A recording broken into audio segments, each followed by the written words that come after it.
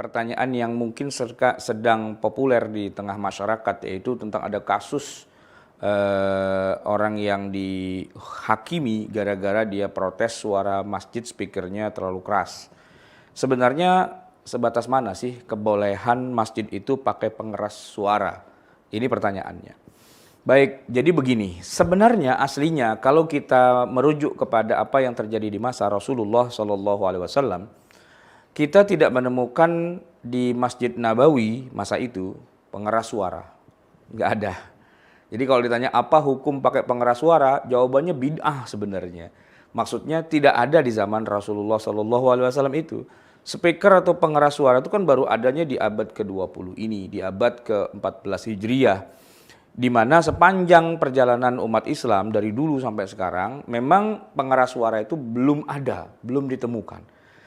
Setelah ditemukan, kemudian memang cukup menjadi perbedaan pendapat juga ya, antara yang mengharamkan pengeras suara dengan yang istilahnya mau menggunakan pengeras suara. Karena kalau dilihat dari aslinya, ya Bilal itu diminta oleh Nabi untuk naik ke atas, ya ke atap begitu, untuk mengumandangkan azan. Itu memang kalau kita lihat pesannya biar lebih terdengar suaranya itu. Nah, di zaman dulu harus dibangun menara biar orang bisa naik ke atasnya. Nah, di atas itu kemudian dia mengumandangkan azan gitu ya. Nah, begitu ditemukannya alat pengeras suara, orangnya nggak perlu naik. Cukup pengerasnya aja naik ke atas dan kemudian terdengarlah suara azan. Kalau sampai pada batas suara azan, ya nampaknya kita yang hidup di zaman sekarang, seluruh umat Islam di seluruh dunia, rasanya sepakat bahwa masjid itu ya boleh pakai speaker untuk azan. Tinggal masalahnya begini, di luar azan, azan itu kan panggilan. Nah kalau di luar azan misalnya zikir, baca Quran, ya, dan pengajian misalnya. Nah apakah itu boleh pakai speaker juga atau tidak? Nah ini kaitannya nanti dengan secara teknis apakah ini dianggap lazim, layak, terus juga apakah ini mengganggu, memberi madarat kepada masyarakat sekitarnya atau tidak. Nah itu jawabannya bisa beda-beda karena setiap wilayah itu punya urf yang berbeda-beda. Mungkin kalau di pedesaan, ya, di kampung-kampung kita yang di pelosok-pelosok itu, karena rumahnya juga saling berjauhan, begitu ya, seandainya di masjid itu ada zikir, lalu pakai pengeras, lalu masyarakatnya juga menganggap zikir itu adalah bagian dari ritual kehidupan keagamaan mereka, dan mereka ikhlas, mereka ridho semuanya, why not? Kenapa tidak, ya kan? Artinya masyarakatnya oke, setuju bahwa kalau zikir di masjid itu pakai pengeras, ya sudah oke-oke aja. Tapi masalahnya begini, itu kan tipikal di suatu tempat, ya kan?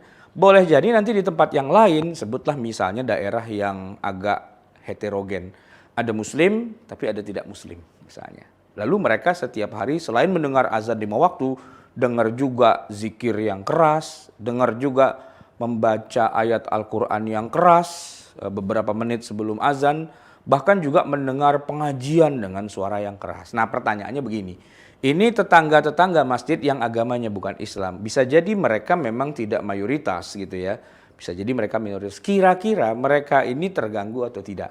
Nah ini yang sering terjadi konflik itu kan gara-gara ini, artinya begini, kamu tuh ya cuman minoritas di sini, kok mau ngatur-ngatur masjid yang milik kami yang lebih besar, yang mayoritas. Nah ini kan tirani mayoritas kepada minoritas. Sehingga yang minoritas jadi tahu diri, begitu kan. Nanti kalau suasananya dibalik gitu, masjidnya ada di wilayah yang mayoritasnya bukan Islam. Nah itu biasanya pengurus masjidnya lebih hati-hati. Jadi dia minta izin dulu kepada masyarakat, kanan kiri, kepada tokoh masyarakat dan sebagainya. Saya mau nyalahin speaker ini kira-kira boleh apa enggak. Jadi sebenarnya masalah speaker ini kayaknya lebih tepat itu dikembalikan kepada musyawarah masyarakat yang ada di sekitarnya.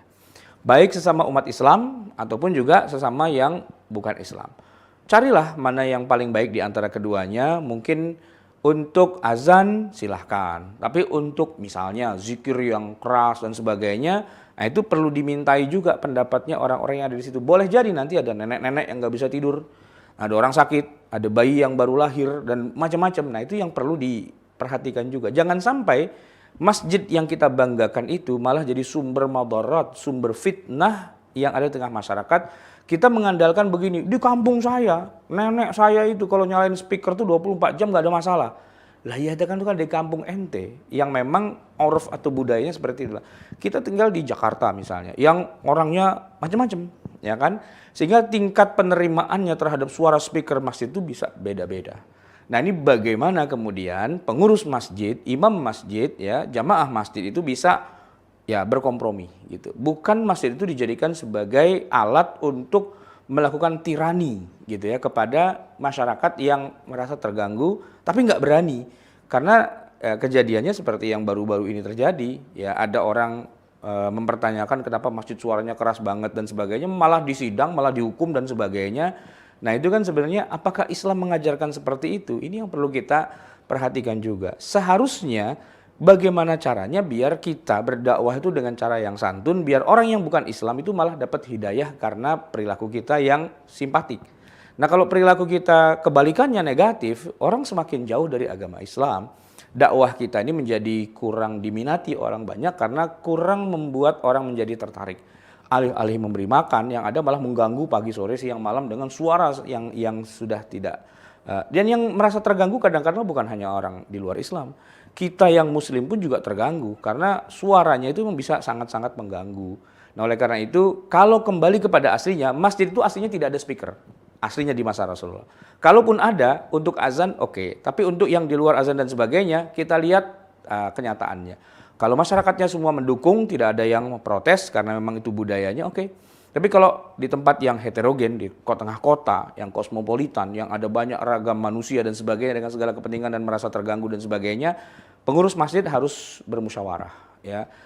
Cari titik-titik yang paling baik gitu ya. Mungkin dites, kira-kira ada suara apa lagi nih, itu mengganggu atau tidak, itu disurvei dan sebagainya, musyawarah lah. Karena agama Islam kan agama musyawarah. Itu jawabannya, semoga bermanfaat.